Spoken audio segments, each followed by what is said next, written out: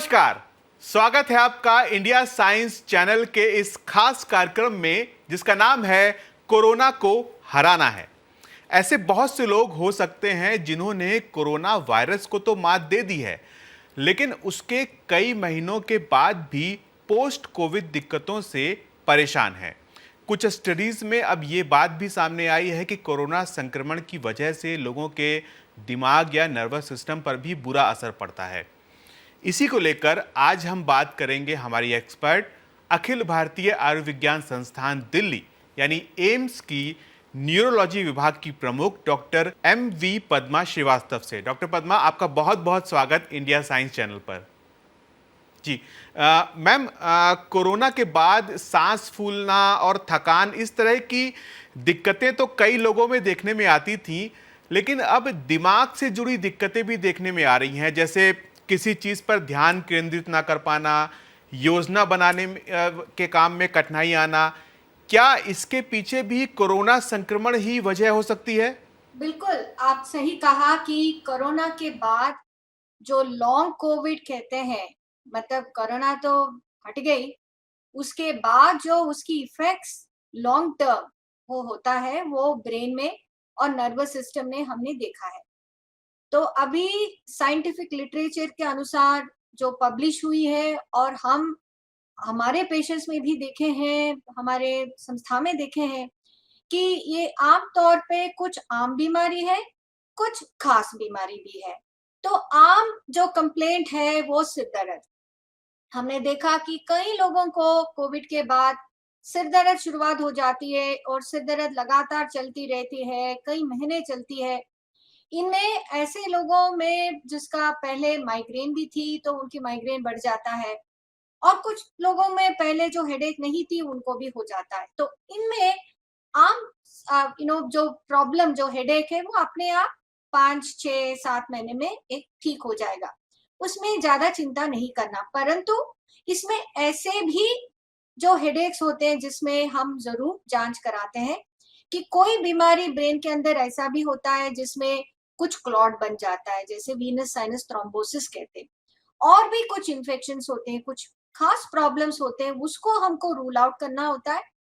तो जो भी हमारे पास आते हैं कि कोविड तो ठीक हो गया पर अभी लगातार सिर दर्द हो रहा है, ठीक नहीं लग रहा, चक्कर आते हैं, कुछ अच्छा नहीं लग रहा, तो उनमें हम जरूर जांच तो करा देते हैं ताकि ये दूसरी तरह की जो खतरे वाली प्रॉब्लम्स वो सब हम दूर कर दें, रूल आउट कर दें। जब ये ठीक आ गया तो हम इनको हौसला देते हैं और ये भी हम वी गिव देम कॉन्फिडेंस कि ये धीरे धीरे ठीक हो जाएगा। इनमें हमने ये भी देखा है कि चक्कर आते हैं, नींद की प्रॉब्लम्स आ जाती है, नींद नहीं आते हैं, ये आम प्रॉब्लम्स है। और दूसरी एक टर्म आपने सुना होगा, उसका नाम है मेंटल फॉग। ये तो सुना होगा आपने जी जी। कि ये एक तरह की कंफ्यूजन है। जो चीजें हम बहुत आम रूटीनली करते हैं, जैसे हम मल्टीटास्किंग तो कई लोग करते हैं, और जैसे है ना कुछ ये भी करना है वो भी करना है, एग्जीक्यूटिव फंक्शंस कहते हैं कि भूलते नहीं है, कि ऐसा नहीं कि टू डू लिस्ट बनाना है या बहुत सारे चीजें जैसे हम कैलकुलेशन कर रहे हैं, सिस्टम के सामने बैठे हुए हैं तो रूटीनली कर देते। जो काम पहले अच्छी तरह करते थे, बहुत आसानी से करते थे, अब वो एक चीज बहुत मुश्किल पड़ रहा है, कंफ्यूजन हो रहा है, कुछ चीजें हम भूल रहे हैं। तो ये चीज को ये जो मेंटल फॉग कहती है, इसमें हमारा एंजाइटी भी होती है, कई लोगों को एंक्शियस हो जाते हैं, डिप्रेशन हो जाते हैं। तो एक मेंटल हेल्थ इश्यूज भी इसमें जुड़ गई है। और पर अगर खास प्रॉब्लम्स देखें तो इसमें बहुत सारा रिसर्च अभी भी जारी है कि इन लोगों में क्या बाद में 1 साल 2 साल के बाद कुछ डीजनरेटिव फिनोमेना जैसे अल्जाइमर्स डिमेंशिया, पार्किंसंस डिजीज, क्या ये हो सकता है? क्योंकि ये वायरस हमने देखा है कि ये ब्रेन के अंदर जा सकती है और ब्रेन के कुछ हिस्सों को इफेक्ट हो सकता है। ये जो लिटरेचर अभी भी आ रही है, रिसर्च अभी जारी है। दूसरा है कि ये जो स्ट्रोक्स या ब्रेन अटैक्स जो कोविड के जरिए भी होती है, कोविड के बाद भी हमने देखा है कि ये हो सकता है। और तीसरा जो नर्व की प्रॉब्लम्स है, कई तरह के paralysis, Guillain Barré, multiple cranial nerve palsies, किसी तरह के न्यूरोपैथीज, और जो डीमाइलिनेटिंग डिजीजेस, मतलब ये जो नसों के ऊपर की जो मेम्ब्रेन है, कवरिंग है, वो हट जाती है।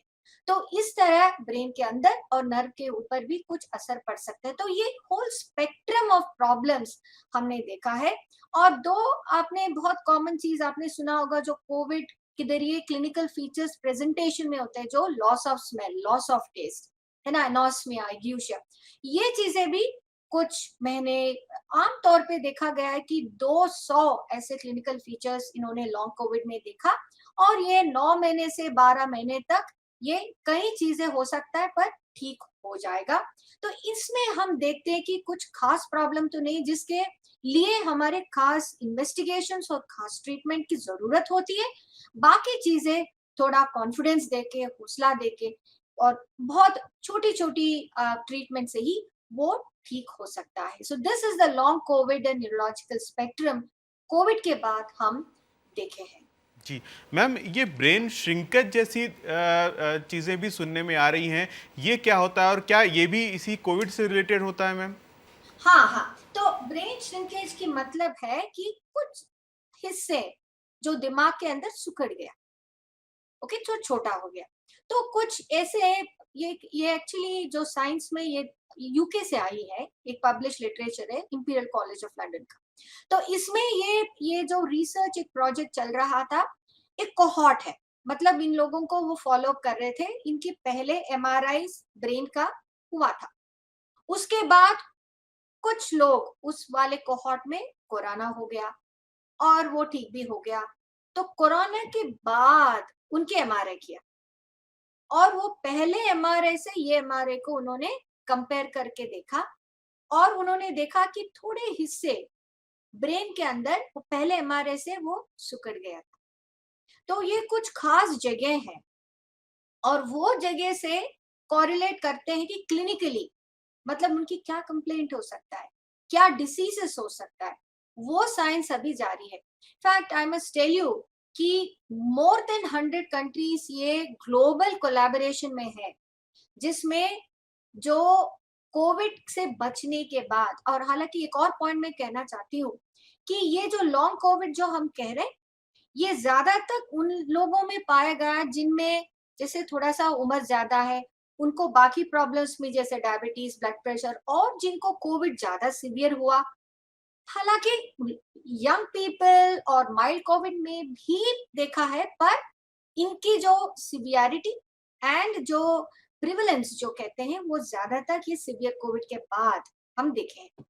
तो सेड दैट ये स्टडी से और जो ऑनगोइंग रिसर्च जो जारी है, इसमें जो कोविड के बाद लोगों के ऊपर ये कुछ क्लिनिकल जो एक होता है सर्टेन सेट ऑफ बैटरीज हम कहते हैं, मतलब कुछ क्वेश्चनर्स होते हैं, तो उनके जरिए ये पता चलता है कि उनकी मेंटल हेल्थ कैसा है, उनकी मेमोरी कैसा है, यादाश्त कैसे है, कैसे उनकी बिहेवियर और हायर फंक्शंस का कैसे है, वो देखते हैं। प्लस एमआरआई और फंक्शनल इमेजिंग, थोड़ा सा ये थोड़ा एडवांस्ड एमआर टेक्निक्स में देखते हैं कि क्या हिस्से ब्रेन के अंदर अच्छी तरह काम कर रहे हैं, क्या हिस्से जिसमें ऑक्सीजन की कमी है, ग्लूकोज की कमी है, तो कुछ प्रॉब्लम्स हो रहा है, वो भी देखते हैं। और जो रीढ़ के हड्डी से पानी निकालते हैं लंबार पिंचर करा के, सीएसएफ में कुछ केमिकल्स होते हैं, ब्लड में कुछ केमिकल्स होते हैं, वो भी इसकी भी जांच करा रहे हैं। तो ये सारा जांच अभी जारी है and I think over the next few months हमको आंसर्स आते जाएंगे कि कोविड के बाद कौन सा हिस्सा में प्रॉब्लम ज्यादा हो रहा है, क्या ये कितनी देर तक रहेगा, इसकी क्या इलाज हो सकता है, इसको कैसे प्रिवेंट कर सकते हैं, because that is what we have to be गेड अप कि इसको ट्रीटमेंट कैसे करें, कैसे डायग्नोस करें, मोस्ट इंपॉर्टेंट इसको कैसे हम प्रिवेंट कर सकते हैं। मैम, ये जो दिक्कतें आ रही हैं, इनके पीछे वजह क्या है? क्या संक्रमण के दौरान कोरोना वायरस दिमाग पर असर डालता है जिसकी वजह से ये दिक्कतें आती हैं, या फिर कोरोना से ठीक होने के बाद ऐसा कुछ होता है जिसकी वजह से ये बीमारियां दिखाई पड़ती हैं? हाँ, तो ये इसका एक्चुअली बहुत सारा हाइपोथेसिस पहले भी था। जी। पहले तो हम पिछले अगर मार्च 2020 की बात करें, जब ये सब कहानियां शुरुआत होके कुछ कुछ लिटरेचर आया था, उस समय तो हम सोच रहे थे कि ये बस वायरस जो है फेफड़ों में जाएगा, फेफड़ों की प्रॉब्लम है, निमोनिया है, बस। तो उसके बाद वी रियलाइज की एक सिस्टमिक डिसीज है। तो ब्रेन क्यों इफेक्ट होगा? एक है कि वायरस अपने आप अंदर जा रही है, तो उसकी क्या सबूत है? सबूत है, क्योंकि ये जो loss of smell, loss of taste की मतलब है कि ये जो नाक की जो नसें हैं उसके आसपास से वो अंदर जा सकता है। That is one. और अभी साइंस ने बताया कि उनको वायरस की सिग्नेचर्स जो कहते हैं वो ब्रेन के अंदर पाया गया, जो लंबार पंक्चर सीएसएफ में पाया गया और जो ब्रेन की जो टिश्यूज में भी उन्होंने पाया गया है कि वायरस हो सकता है। दूसरा चीज, जो कोई भी वायरल इलनेस हो, ताकि अभी जब आप डेंगू का चल रहा है तो डेंगू के बाद भी एनसेफेलाइटिस और ये सेवरल इश्यूज इन्फेक्शन के बाद इफेक्ट होता है। क्लॉटिंग की प्रॉब्लम आपने सुना होगा, क्लॉटिंग लंग में भी है, ये several parts of the body जैसे लिवर, पैंक्रियास, किडनी में कई जगह पे छोटा छोटा छोटा क्लॉट्स हो जाता है बिकॉज ऑफ थ्रोम्बोजेनिसिटी, बिकॉज वो ब्लड वेजल्स को ये वायरस इफेक्ट कर रही है because of virus itself and what we call as cytokine storm. इसके वजह से भी ब्रेन के अंदर भी क्लॉट्स हो जा सकता है, बड़ा वेसल्स में, छोटे वेसल्स में, इससे ब्रेन स्ट्रोक्स होता है, आर्टरी में, वेन्स में, तो दोनों तरह के ये हो सकती है। देन वी हैव, मैंने जो आपको कहा इंफ्लेमेटरी मार्कर साइटोकाइन, इससे भी प्रॉब्लम हो सकता है। एंड देन जो मेटाबॉलिक प्रॉब्लम्स जैसे ऑक्सीजन की कमी हो गया, कई लोगों को ऑक्सीजन की कमी होती है, जो सिवियर बढ़ता है कोरोना में ऑक्सीजन की कमी होती, उसके वजह से भी ब्रेन इफेक्ट हो सकता है। So metabolic issues, hypoxia. Then heart के प्रॉब्लम्स आपने सुना होगा, जब भी हार्ट की प्रॉब्लम हुआ ब्रेन इफेक्ट हो सकता है। Heart and brain have a very close connection.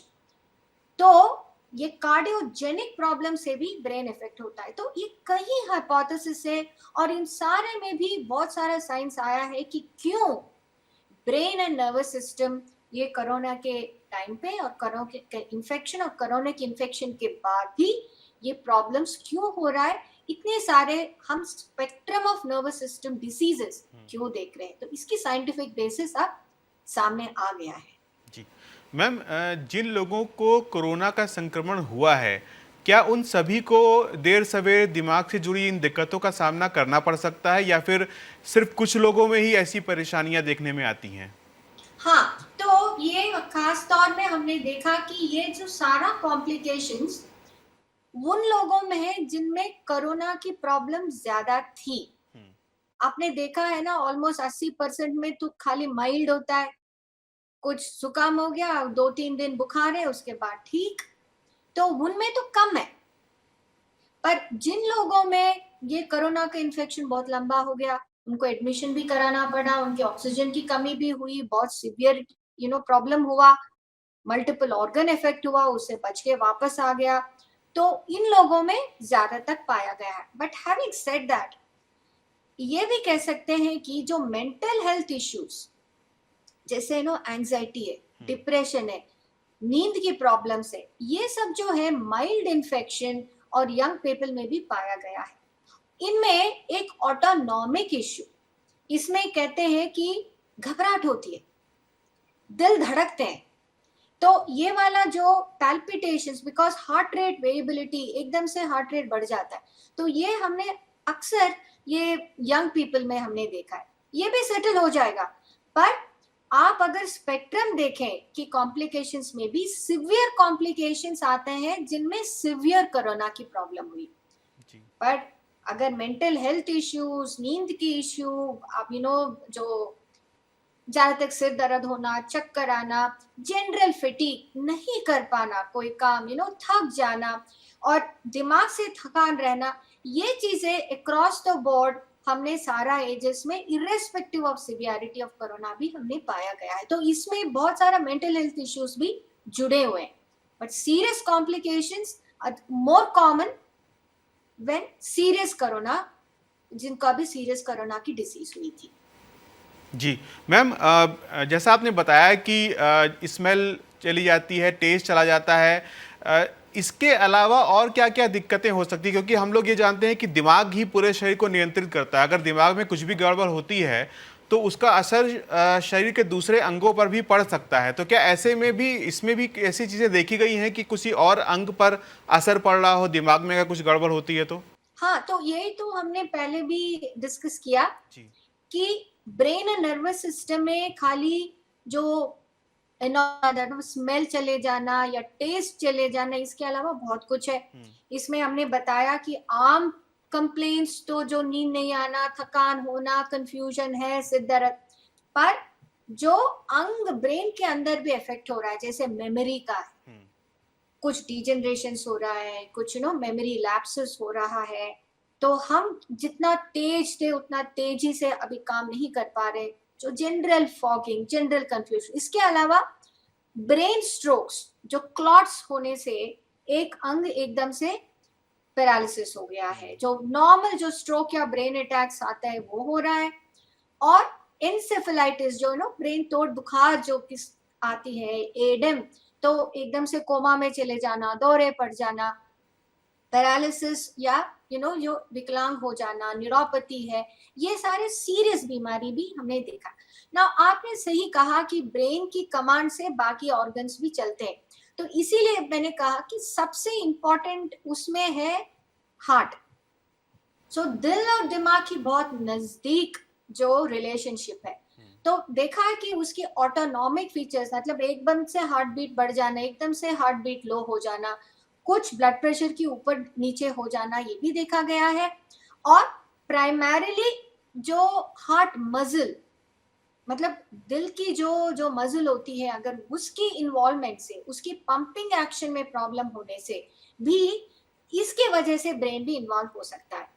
तो आमतौर पे देखें, अभी कोरोना का जो डिसीज, अभी लोग कहते कि ये सिस्टम डिसीज है, मतलब लंग्स के अलावा, फेफड़ों के अलावा, रेस्पिरेटरी सिस्टम के अलावा ये ब्रेन, हार्ट, किडनीज, पैनक्रियास, आपने देखा है ना, डायबिटीज कई लोगों को हो गया है, पैनक्रियास की इन्वॉल्वमेंट भी है, तो गैस्ट्रोइंटेस्टाइनल सिस्टम, सो ये सेवरल सिस्टम्स का इन्वॉल्वमेंट, इंक्लूडिंग स्किन, कई तरह के रैशेस, ये भी डिस्क्राइब है, हिमेटोलॉजिकल प्रॉब्लम्स, तो एक सिस्टम डिसीज बन गई है।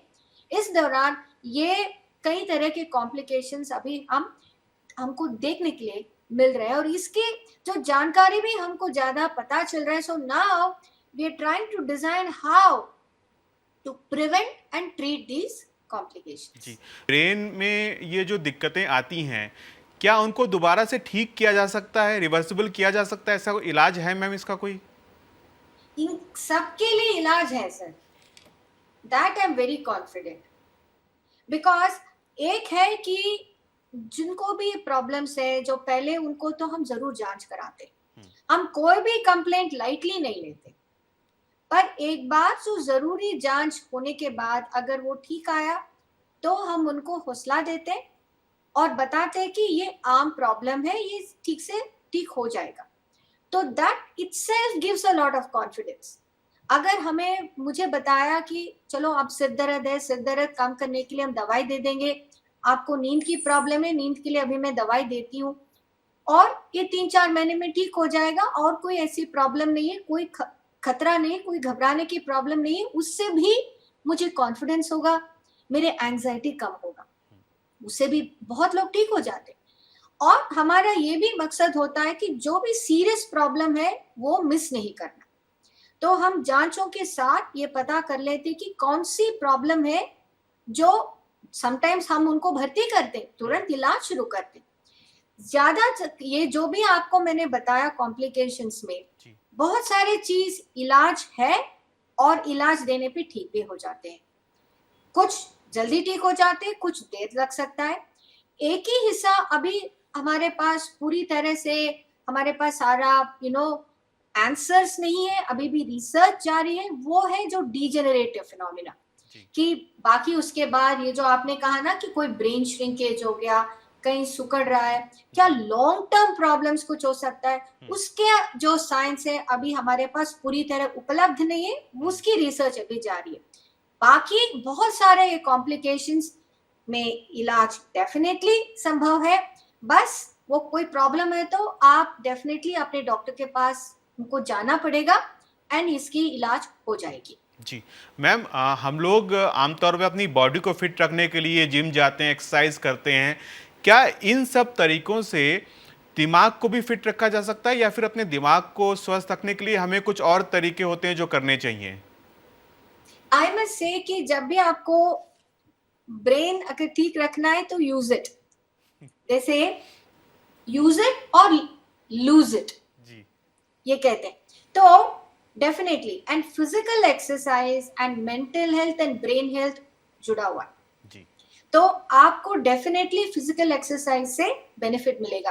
हालांकि मैं एक थोड़ा सा प्रिकॉशन में बताना चाहती हूँ यहाँ पे, क्योंकि कोविड के बाद ये रिगरस फिजिकल एक्सरसाइज तुरंत नहीं करना, जी स्पेशली जिनका कोई हार्ट की प्रॉब्लम हुई, कुछ बायोमार्कर्स होते हैं, ब्लड टेस्ट होते हैं, जो डी डाइमर है, कुछ है वैसे, अगर वो बढ़ा हुआ है, कुछ क्लॉट नहीं बनने के लिए कोई दवाई दे रहे हो, वो ले रहे हैं आप, तो तुरंत बहुत स्ट्रेनियस फिजिकल एक्सरसाइज तुरंत मत करिएगा।